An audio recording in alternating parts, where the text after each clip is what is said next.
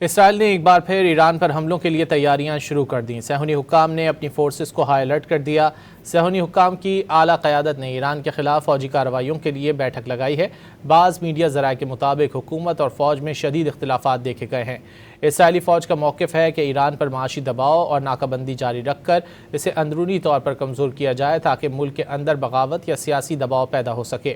دوسری جانب وزیر اعظم اور سیاسی قیادت دوبارہ بمباری کے حق میں دکھائی دیتی ہے۔ اسرائیل نے ایک بار پھر ایران پر حملوں کے لیے تیاریاں شروع کر دیں۔ صہیونی حکام نے اپنی فورسز کو ہائی الرٹ کر دیا۔ صہیونی حکام کی اعلیٰ قیادت نے ایران کے خلاف فوجی کارروائیوں کے لیے بیٹھک لگائی ہے۔ بعض میڈیا ذرائع کے مطابق حکومت اور فوج میں شدید اختلافات دیکھے گئے ہیں۔ اسرائیلی فوج کا موقف ہے کہ ایران پر معاشی دباؤ اور ناکہ بندی جاری رکھ کر اسے اندرونی طور پر کمزور کیا جائے تاکہ ملک کے اندر بغاوت یا سیاسی دباؤ پیدا ہو سکے۔ دوسری جانب وزیر اعظم اور سیاسی قیادت دوبارہ بمباری کے حق میں دکھائی دیتی ہے۔